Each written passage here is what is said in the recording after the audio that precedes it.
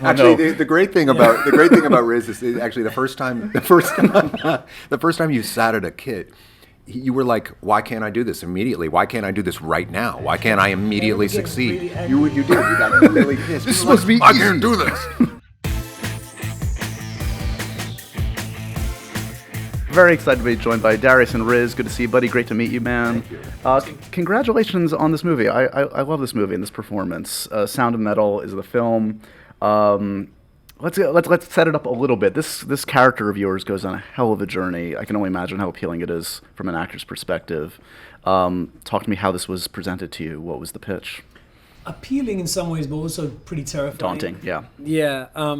So just to set it up, so the character Ruben, he's a drummer. He lives with his girlfriend in a kind of mobile home trailer, and he very suddenly loses his hearing over the course of the movie, and that forces him to reckon with a bunch of stuff. You know, who am I outside of my drumming? Who am I outside of my relationship? And he has to kind of face the void, face the emptiness. And really, the film asks the question of who are you when everything that you thought you were stripped away from you. Right. And you have to face that big kind of black hole. And so, yeah, it involved learning how to play the drums. It involved learning sign language, immersing myself in both those communities, that musical community and the deaf community. And yes, it was scary, but actually it was just one of the most joyful experiences of my life, just because it was so challenging, and I grew so much from it. And I met people that I would never have otherwise met. And I'm just really grateful to them and indebted to their welcome and their support. They really helped build this film. Talk to me a little bit, Darius, as the director and co-writer of this. Where does this come from? Is there a true story that this is inspired by? What's the germ of the idea? It actually is inspired by. It comes from, honestly, writing's funny in that you learn where it comes from as you go. Right. You know. So this is what I'm dealing with. This is what I'm sorting through. Exactly. Right? And it really is like that. And there was a catharsis for me. Kind of late in the game where I kind of understood it. I understood what was calling me to it.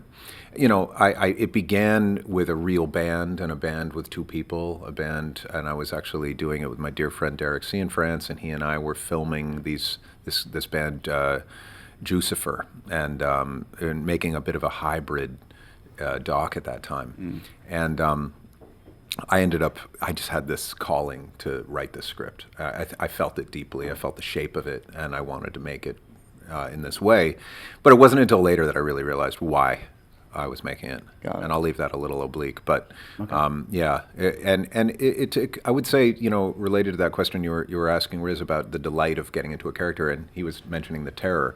You know, it's a testament to Riz because most people were really terrified of this role, even though it's a juicy acting nugget. It does ask something of you as an actor. There's no capes or masks or anything to wear. Right. You have to be willing to be seen.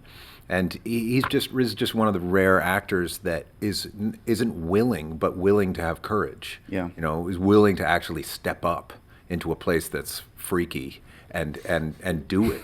And it's just an extraordinary thing to see someone fill a script in the way that this guy did, and the way he took it on. I mean, Riz, you talk about sort of like the kind of existential crisis this guy goes through, like when you, as you said, kind of like everything that you define your life by is taken away.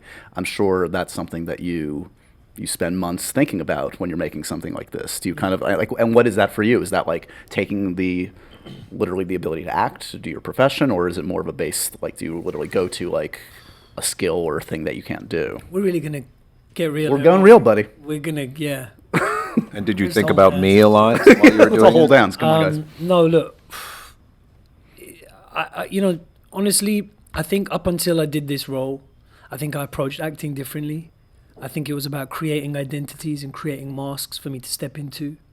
And I think what Darius has helped me realize, quite honestly, and also I started working with an acting coach really, properly for the first time on this as well, and that actually it's not about putting on masks, it's about taking them off, really. Right. And Showing so more I of think- yourself. And, Yeah. And I think for me, you know, it's like, what do you do for love, right? What do you do to find love in the world? We all want love.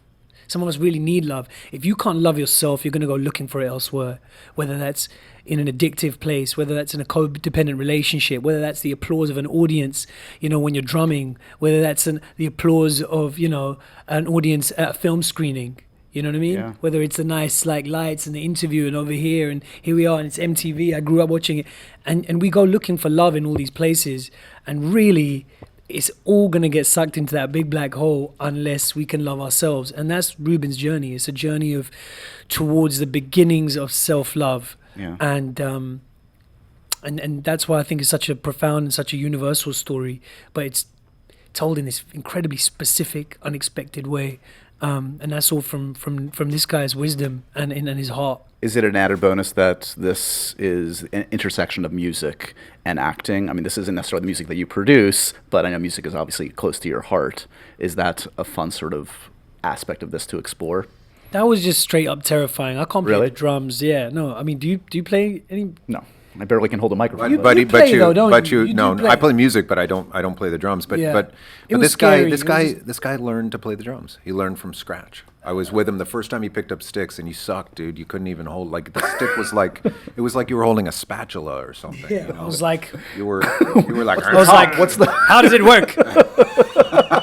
But he took it on. He broke it down with this awesome teacher. Yeah, Guy Licata was my drum teacher, Yeah. and he's someone who's really highly regarded in the drumming community as well, because he makes these amazing drumming pads for practicing on, and creates software around that to teach people how to play the drums. And it was kind of like he was my therapist, because playing the drums is a very primal, instinctive thing. Yeah. You can't think your way to playing the drums. Right. And so it brought up all kinds of stuff, man. Similarly, learning sign language with JLS, Jeremy Stone, my sign teacher, that brings up a lot of stuff because we hide behind words. Yeah. And when you express yourself with your full body, it's harder to lie, So learning how to play the drums and learning sign language, it was challenging, it was joyous, it was a very intensive process, but it was really learning about yourself.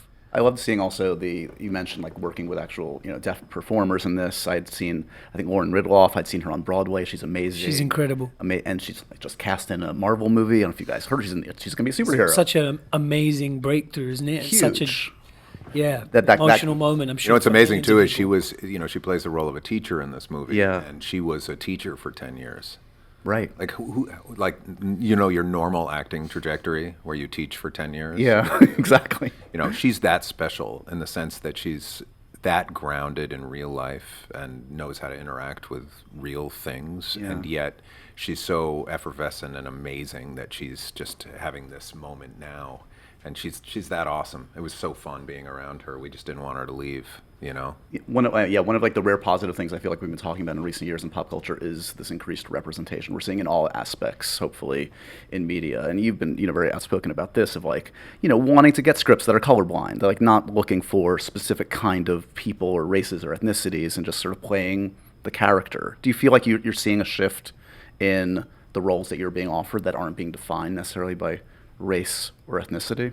I think what we're seeing is pockets of bravery. Yeah. You know what I mean? And I think with the democratization of the whole storytelling landscape, there are more and more pockets, and I think it takes guts to go there still for some people. I was speaking to people that I just bumped into here from the business, who I respect and are well regarded, and they're just like, yeah, it's great. I couldn't take that risk though with my company. A lot of people Wow, still really? see us as a risk. They see Lauren Ridloff as a risk, and it takes brave people and risk takers, people like Darius, to step up and go, this is fresh. This is a fresh perspective. This is something different. People want something slightly different, and the heart of all that difference actually is something really universal that we can all relate to. So I think we're starting to see a shift. I think that's undeniable. But I don't know if it's a kind of systemic shift. Sure. I think there's an insurgency, let's say. I will say, sorry, go ahead. You don't have to be brave to cast you Yeah. in anything. I mean, that I was brave in a lot of ways, but not in that way. That took no courage at all. I was It blessed. was actually just the spending time together that took more. Yeah. It was the It was- investment. Gotta get through this. It was the investment in It having was to be near knocking you. on your door, just That was there tough. in my thong, just let's work. That's exactly right. Let's work. Yeah. And actually, even while you talk about that, I still have to summon courage. Yeah, exactly. know, You've but leaned back away from your I have. Just as a, Yeah. We're But- just happy you didn't show up in the thong today. Is that your default, like in the trailer? Actually, It's getting hot in here. yeah. So do what you got to do, buddy. Let's see what's up. Last time I think I spoke to you was a much different kind of context, Comic-Con for Venom. Is there a post-mortem on that experience? I'm just curious, like, it's a huge business. Did it exceed your expectations in sort of how the public responded to it? Because it was kind of like, critically it was mixed, and then public like really embraced it. Like, what was your kind of post-mortem looking back on that whole experience? I mean, I don't know if it says more about the film or more about the limitations of like, yeah, like kind of gatekeepers in understanding what people will like. The audiences are more diverse than ever. They're global. It's hard to put a finger on that pulse. So I don't know. I don't know if it says more about the film or more about our ability to predict what will and won't work. And to me, that's actually really buoying, because that makes me feel that, well, actually all the received wisdom about who is and what isn't a risk, we can kind of throw that out the window and roll the dice. Before Robert Pattinson was cast as Batman, I saw a lot of people fan casting you in that role. Oh, really? Okay. Yeah. What about? I think he's going to be fantastic. And, I really admire the journey that he's gone on as well. Totally. Between Twilight and this moment. Amazing. Where he's kind of just been really led by the work. And you have to applaud that, because there's so much in this business that will lead you down a different road. And I actually really, I have to thank Darius as well, a kind of critical moment in my career of kind of hitting me over the head with this undeniable script and saying, this isn't going to pay you any money. Yeah. This is going to be a really scary experience, but come and dedicate a year to going deep with me. Are you excited to see recently news that Ms. Marvel is going to be a Disney Plus show? I'm so excited about that. Yeah, and Bisha is an amazing writer. She's from West London. She's from Hounslow. So Hounslow's taken over Hollywood. I mentioned this So because you that's went on great. record of being like really excited about that as a potential prospect. Yeah, And I just think let's just tell some fresh stories, man. Yeah. That's what the world wants. And there are so many out there waiting to be told. And I think Sound of Metal actually is in many ways an untold story. Yeah. It's about someone who exists in that limbo space between the hearing world and the deaf world. It's about portraying deafness not as a disability, but as an identity and as a community, and as something to be proud of. And yeah, it's it's a musical about self-love, like those 10 of those that get made every year. totally. It's one of those. Exactly. Yeah. It's a genre unto itself, right? Another one of those. Hey.